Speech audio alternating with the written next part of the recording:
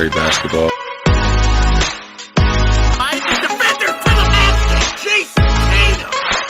We'll be covering pre and post game back on this channel.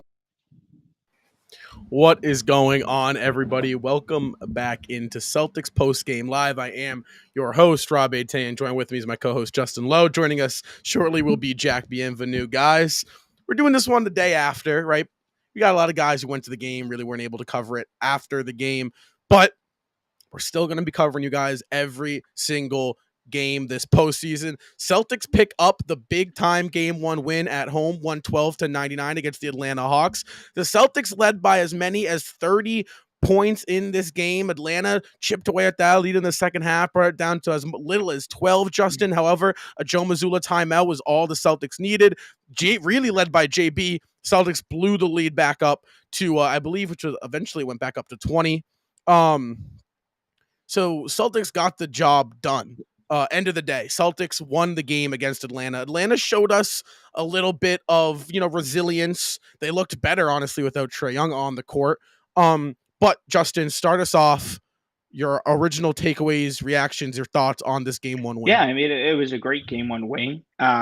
You always want to go out there, especially on your home court. You have home court advantage for a reason. Atlanta coming in as the seventh seed. We know that over the years, Atlanta has been a fairly tough matchup for the Celtics, but they were able to take care of business. And look, you love the Celtics to finish strong, but you also you couldn't expect Atlanta. They're a great offensive team. You couldn't expect them to miss open shots all 48 minutes throughout this game. Basketball is a game of runs. Boston went on their run, and it was a little too little, too late for the Atlanta Hawks in their run. But that'll be something that they take into game two, and that's going to be something Boston needs to adjust and be able to withhold that. And I thought they did a very good job in the second half in terms of not letting Atlanta get totally back into it. If this was a regular season game, Rob, the Celtics either would have won the game by 5 or would have very much lost this game. But every time, as you said, as Jack, as Jack joins us, every time Atlanta kind of cut it down to 13, cut it down to 12, Boston was very much so able to take control, regain control, and take that 18 to 21 point lead. But it was the turnovers that hurt Boston. Even when Boston was up 30, 16 turnovers for the Celtics to Atlanta's 11. If there was something that hurt the Celtics, it was certainly their turnovers in themselves. Jack. Yeah. I mean, just gonna get my points across real quick. I think Rob Williams looked great. I think he looked. He was like the best spotlight to me. He looked like himself. He looked like the old Rob Williams. He was explosive. He was throwing down alley-oops. He was blocking shots. He was everywhere, and he was really the anchor that we've needed him to be, and we're going to need him to be in order for us to win a championship. So I was really happy with what I saw all around yesterday. And that we should beat them like that every game. Yeah, and I think obviously being in the building for game one, I'm not really necessarily worried about that little collapse we had in the third quarter. Not collapse, but you could kind of tell we got disinterested. And I think even the Garden and the fans got disinterested. Right. Yeah. We were up by 30. The first half, the energy was amazing. Yeah, I think even Richard Jefferson. I think even Richard Jefferson brought it up about how the fans were just sitting back and enjoying it now. The fact that we're up. I'm sorry. You're good. I just got a notification. Hero broke his hand. Oh, I saw that. Tyler he was diving. Diving for a loose ball, and Giannis is already out. Not to get too off topic, dude, but that Miami. They passed him. He was on the court, holding his hand for 30 seconds. They passed him the damn ball. And he shot it. He shot. Yeah, that's a big blow for Miami, especially because they've been looking good. Yeah. But no, so like I said, you could kind of tell, right? It was first half, it was amazing, right? You could tell the players were locked in. The Garden was rocking. And it was noticeable. And we played great basketball. We're up by 30. The numbers don't lie. However, I do think in that third quarter, it was very apparent to at least me that, everyone was kind of up and out of their seats. The people next to us, who we're friendly with, they got up and they went up to like the Legends Lounge and stuff. Like it was kind of like not everyone. We were up by 30. We kind of knew it.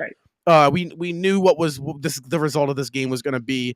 And honestly, I think that little run that Atlanta put together was great for us.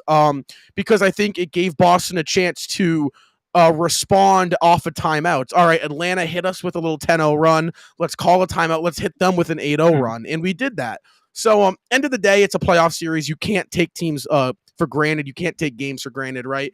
However, I think the Celtics did a phenomenal job at responding. Atlanta is a playoff team. Atlanta is going to give you a run for your money if you're not locked in for 48 minutes. Game 2, I would love to see us go out there for 48 straight minutes and get a win. However, offensively in that second half, we were cold, but our defense, we're staying true to that defensive side of the ball, and we're playing really well on that side. And like Jack said, I think Robert Williams, Justin, played a huge role in that. And I think, we were so mesmerized by Boston's offensive night. What was it, 74 at the half and then 112 at the finale. That's a great offensive performance. A little bit of a drop off in the second half, but excuse me, something that I noticed throughout the course of the game was really the defense. I mean, the Celtics were playing that defense that nearly won them a title last year. And I think that was really important. When it came down to it, when Atlanta was trying to embark on their last little run, I thought Al Horford, I thought Marcus Smart, and I thought Robert Williams most notably.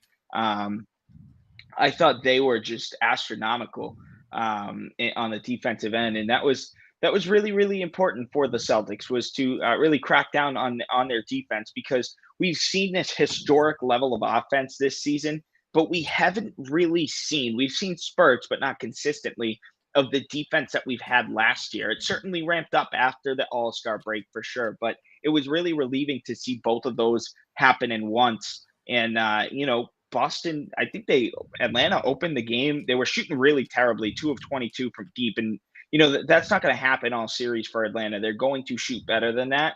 But I think Boston held their own in this game. Go out game 2. It's not going to be easy because Atlanta might have a little momentum from that second half, that little bit of confidence. But you go out there and, like you said, Rob, Atlanta's going to be a tough team there in the playoffs. They're in that 7th seed for a reason. Go for it. I am personally, man, I'm already planning my trip to Atlanta to go down there with the broom. Honestly, this is gonna be. Yeah. This is not going to be good for Atlanta. It's really not going to be. I think we're just the far better team, to be honest with you. I just think it's one of those series where, Tatum and Brown are just levels and levels above Young and Murray, especially the fact that Young just plays zero. They play zero defense, the Hawks. And it's the fact that we're one of the best offensive teams in the league. That's kind of a problem for them. Yeah, and you know what really stuck out to me was the 3-point attempts. It was big question about the Celtics this year, and their offense has been, is this team going to live and die by the 3? The Celtics made it very apparent from the jump that they were not going to play that style of offense in the playoffs. Right. They are going to get to the rim. They're going to attack the opposing team's weakness on the offensive end. And, it showed. The Celtics' first 14 points all came from in the paint. Jason Tatum and Jaylen Brown were nearly unstoppable in the paint. At one point, the Celtics had more points in the paint than the Hawks did total points. They were outscoring them 30-29 points in the paints versus the Hawks total points. So that showed a lot to me. For the C's to only take 33 threes, right? 33 is still a lot. Don't get me wrong, but for the Celtics, that's right around, I believe, 11 less threes than we take per game. We were up there at I believe, the second most in the league per game behind the Golden State Warriors. So that spoke volume to me. Along with that, what also spoke volume to me in the growth of the Celtics team is that guard depth. The Celtics guard on the defensive side of the ball essentially shut down Trae Young completely. In the 31 possessions that Trae Young was guarded by Derek White, he was held to 6 points on 2 of 7 shooting from the floor. In the 16 possessions that he was guarded by Marcus Smart, he was held to 5 points in 2 of 6 shooting from the floor. And in the 2 possessions that Malcolm Brogdon was matched up on Trae Young, small sample size, doesn't matter, 0 points, 0 for 1 shooting. That brings us into the player spotlight of tonight's game, which was Derek White. Derek White was absolutely huge in the Celtics' big-time win against the Atlanta Hawks. Derek White had 24 points, 7 assists, 5 rebounds. He had a game-high 4-7 from beyond the arc. How about the 2 blocks for hopefully the all-defensive first-team guard for Boston? Guys, Justin, how big was Derek White tonight in the win? Well, Derek White was astronomically huge for the Boston Celtics. Go back and look at Derek White highlights from a year ago today when he was in a Celtic uniform. He just did not look comfortable. And I remember putting some posts out in the preseason on both Celtics Rising and Celtics Talk Weekly, just giving Derek White his flowers because he adjusted so well. And I don't know if you guys remember, but instantly in those 4 preseason games, White looked like the most improved player on the team by far. And I think that says a lot. And Derek White, he's still young. And he's coming from a winning culture, even though San Antonio, they're in their kind of rebuilding years. Like, to be coached by Coach Popovich, arguably the greatest coach of all time, and not only basketball, but in all of sports, that's absolutely huge. And then he comes over to a winning city. He has a full off season. He has his first child. They move into their first house, had his first training camp and preseason with the staff, the organization. All those little things that people don't think about, all the behind the scenes, those things matter. Those things transpire on the court. And that's what's happening here with Derek White. Derek White is easily, maybe not easily, because we do have some really good players, but as of late, our third best player. We talk about Marcus Smart. We talk about Robert Williams, Al Horford here and there. Derek White is starting to be our leading scorer other than Jason Tatum and Jaylen Brown. And I think that's huge. And I think we didn't have that last year. We had Derek White on paper on our roster, but this is a whole different Derek White than we had a year ago today when we were talking about him on our post-game shows.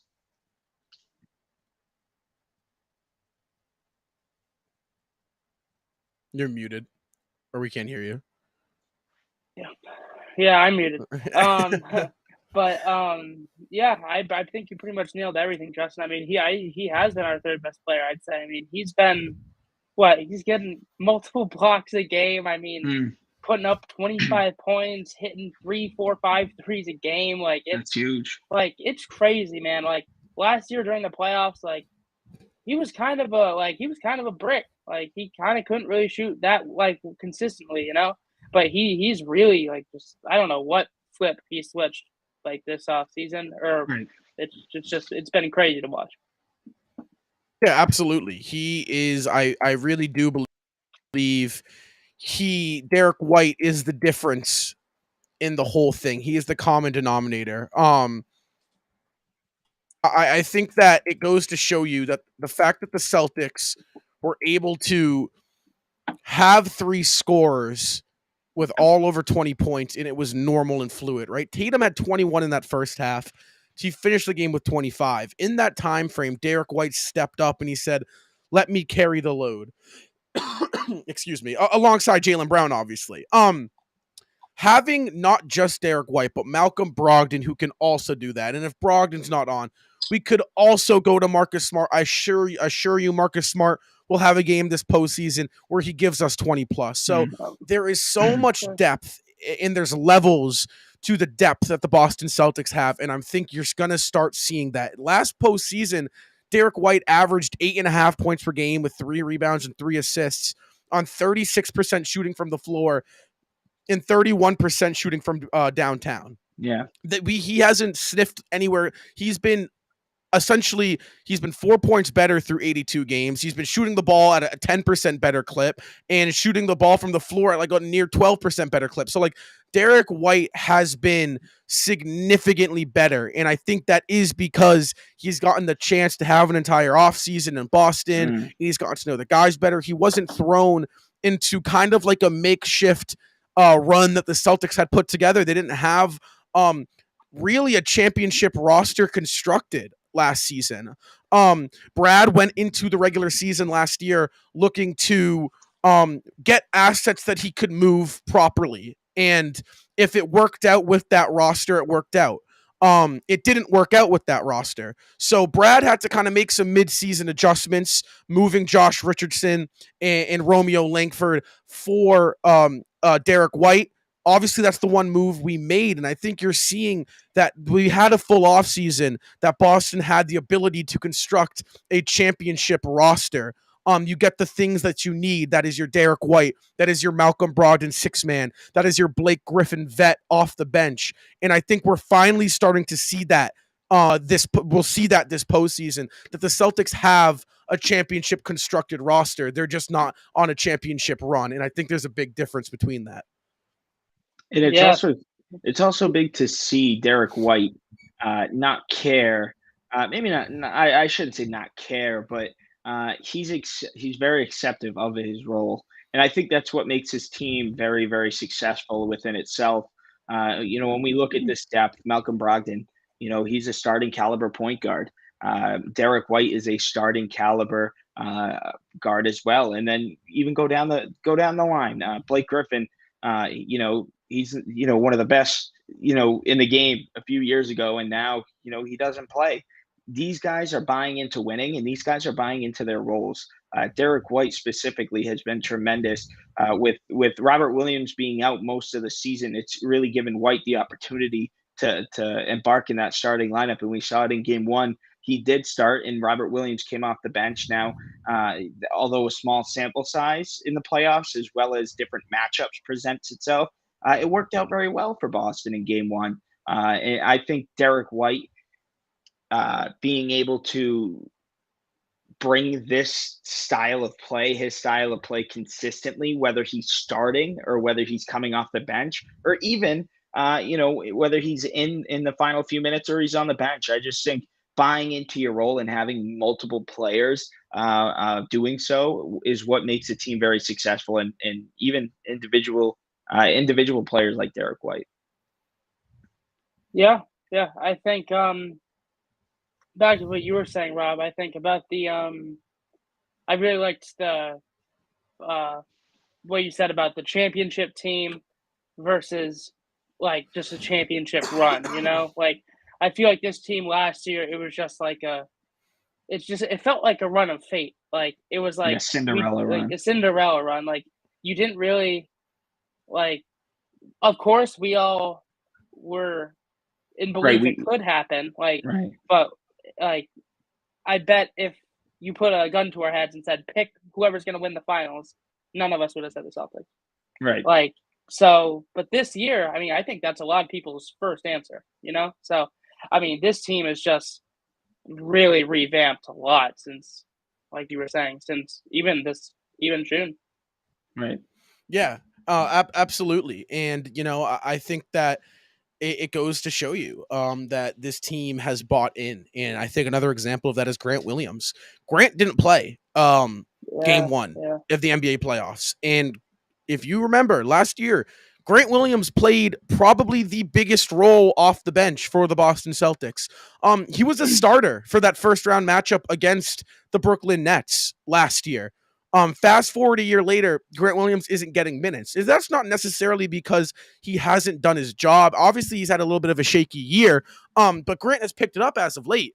It's matchup based. The Celtics have the luxury of throwing in guys in different series and to get different looks that really give them the advantage in the upper hand on the matchup department. And that really is so big and so crucial in the playoffs, is how do you match up with this team? You saw it in the regular season.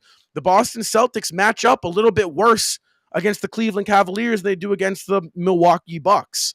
And vice versa. The Philadelphia 76ers match up better against the Bucks than they do against the Boston Celtics. And the Celtics have shown that they have that luxury. And it goes back to the fact that Brad Stevens was given the ability to build a championship roster. Last year was like the test run. We didn't really know what to expect. We knew that we had a phenomenal second half of the year. We knew that we had to go through Giannis in that second round. We were feeling really good after that first round sweep. I'll tell you that. Personally, I can speak for all of us. But this year just feels a little bit different. it wasn't. There was no satisfaction in the air after a Game 1 win against the Atlanta Hawks this year. And if you remember back last year, the Game 1 against Brooklyn was the biggest deal, winning that game. So it kind of goes to show you that the stage is the environment's different, the expectations, they're different this year. It's at an all-time high, and I think the Game 1 against Atlanta was a good step for the Celtics to start their championship run, because at the end of the day, we are nowhere close to getting this thing done. Yeah, for sure. And I think the players know that the stakes are at the highest too. I mean, you have two guys who's, I think we're not gonna pay Grant what he wants. Grant's not gonna be at the door. I don't know how much that'll actually affect us, but still, it's a piece. And then you got, I think winning the championship this year would be huge in the Jaylen Brown situation. Oh yeah, us being able to win this year would be like that. Well, would I think make me a lot. I think winning the championship gets everyone paid. Quite frankly, if you want my opinion on it, like I think are we gonna pay Grant to sit in the bench during the playoffs? Are we gonna pay him? I think if the Celtics win the finals, Brown gets paid. Tatum gets paid. Me too. I don't think Grant's and I hate to say it, I think Grant gets paid. Not a lot. I still think the Celtics will have that cap of around $13 million a year that they'll want to pay him, 14 mil. But I think he'll get that. And I think the market for Grant Williams has significantly dropped since the trade deadline. And I hate to say it, but I think you got to sign Grant Williams back, especially with Al Horford kind of fizzling out. He's still got stuff left in the tank, but you'd figure in 2 years, Grant is kind of supposed to be that guy to play the Al Horford type of role at that starting 4 spot. Sure.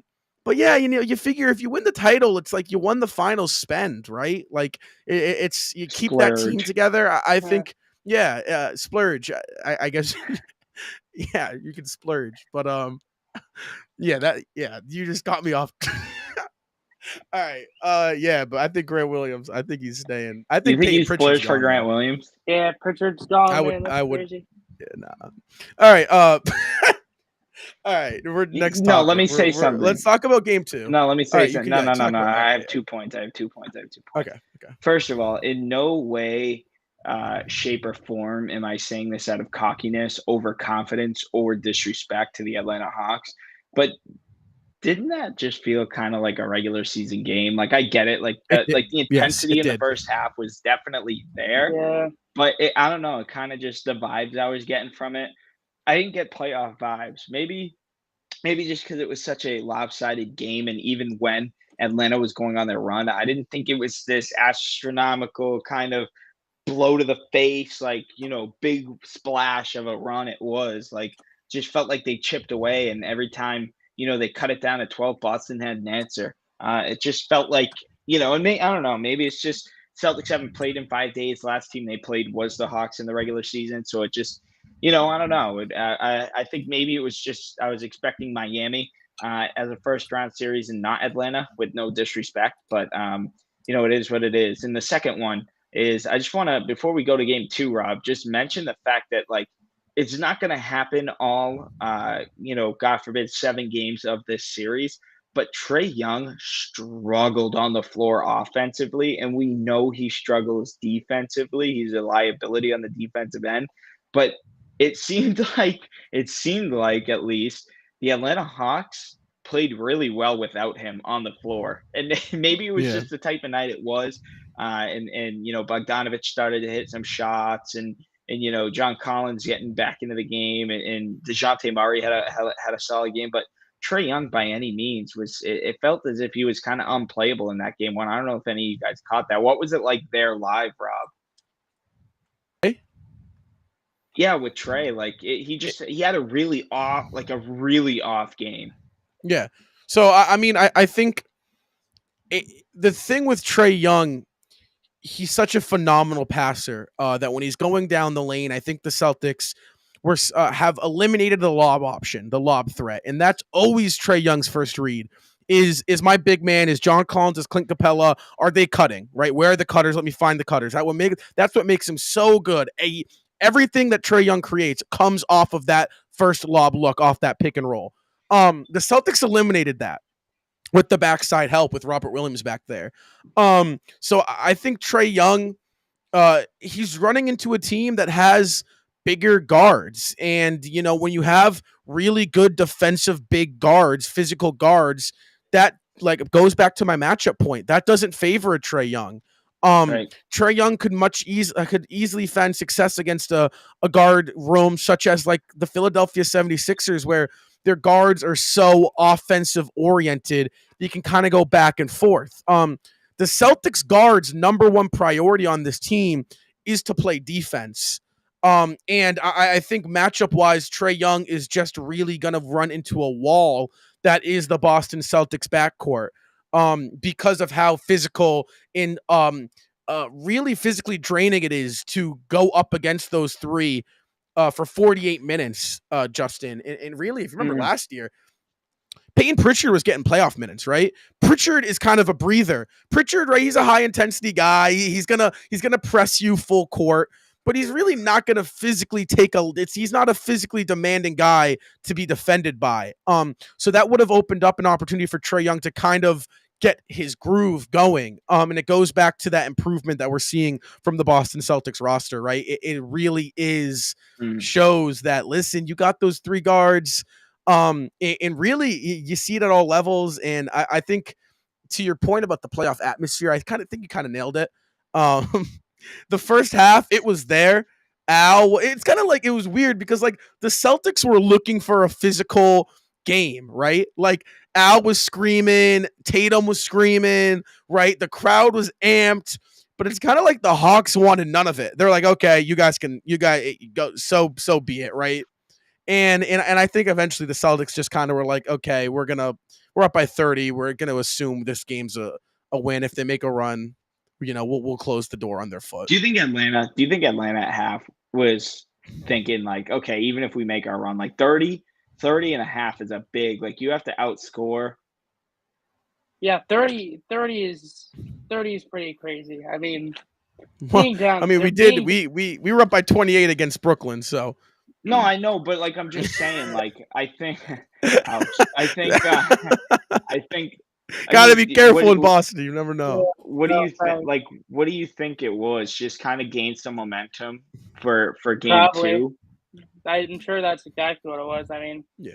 I mean, losing by 12 is better than losing by 30, dude. Like at that point, I think you just want to lose by as little as possible, and just like have as much dignity as you can at the end of the game. I think Jack said it best. Probably like get some stuff that's good for film. Maybe if you make a run, you make a run. Get some looks. The playoffs are such it's a chess match. Game 1, the Celtics made this move. The Hawks are going to go into film and they're going to make their counter move in game 2. And I think a really important piece in the playoffs, I think, is how you respond to not just the losses, but to the wins. Can you look at a win and take the bad from it? What did the Celtics not do right in this win? And can they take that and do it right in game 2? Because you always have to get better through the playoffs if you want to win a championship. And, I think, like, listen, at the end of the day, it's like we're going to be covering all 4 of these, or however many games we are in this first round series, right? And it's kind of like we're just waiting, right? The Celtics last year, we didn't know. We kind of we had an idea that we're going to beat Brooklyn, right? We wanted Brooklyn, but like the expectation was, all right, one game at a time. The goal this year is it's championship. It's championship. If it's not the finals, I don't want it. If it's not the finals, if it's not a finals win, it doesn't interest me. And that's how it feels this year. And, like, I'm sure we're going to come here on here for game 2, and we're going to be like talking about the same things, kind of, where it's like, what can you do? And I do think that's important, that the Celtics stay level headed. So for me, and I think, I think Atlanta's going to come out and throw a heavier punch than they did in game 1. But I would hope that Boston's going to expect that after they thump them in game 1. But look, you have home court advantage in this series. Boston is clear cut the better team. They're clear cut the deeper team as well.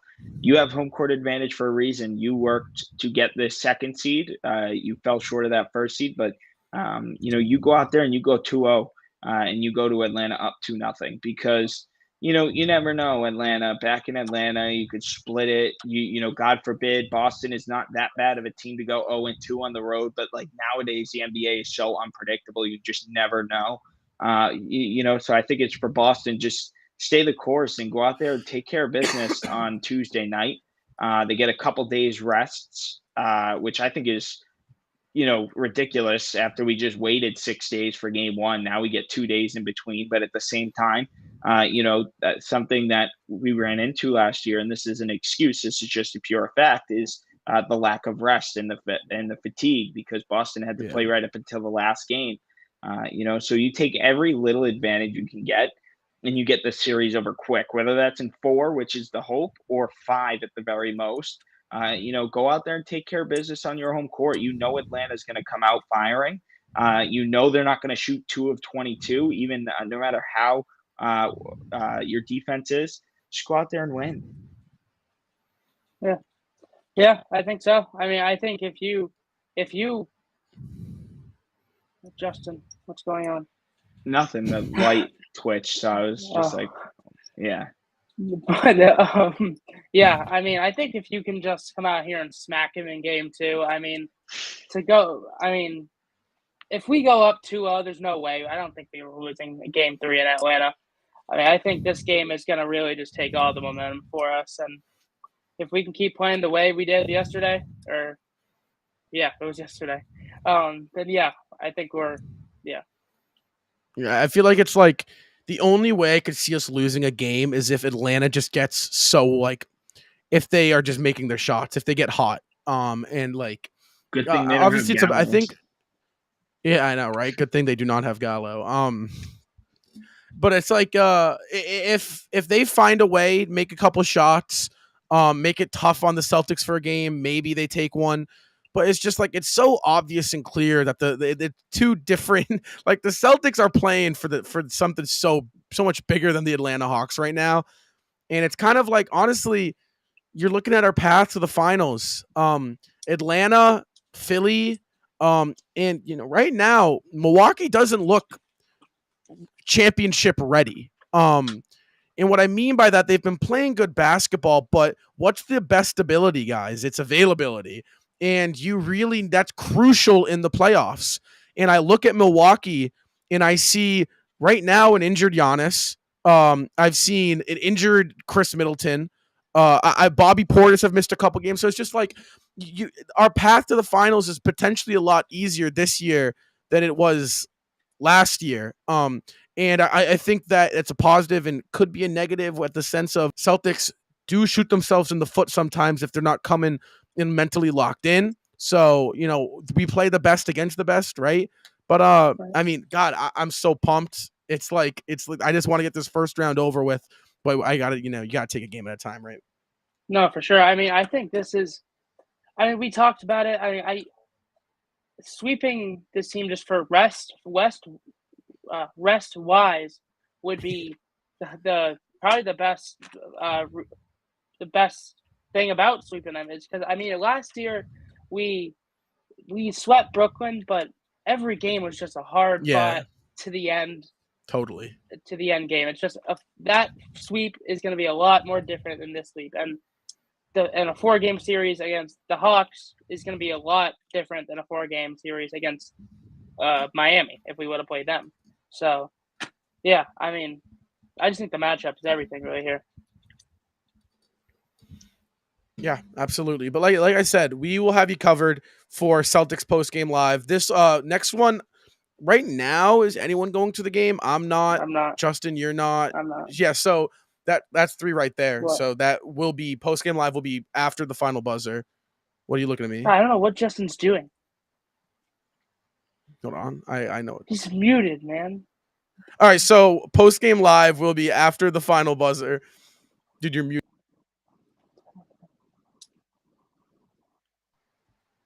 You're muted, dog. All right, we'll have you covered live here after the final buzzer sounds in Game 2 of the first round of the Eastern Conference Finals. That game is Tuesday, April 18th. That's back at the TD Garden. Tip-off is 7 p.m. Eastern time. You can catch that on NBA TV or NBC Sports Boston for the last time. This round, you can watch it over there at NBC Sports Boston. Guys, I'm Rob. Next to me is Justin, and all the way there to the right is Jack. Thank you so much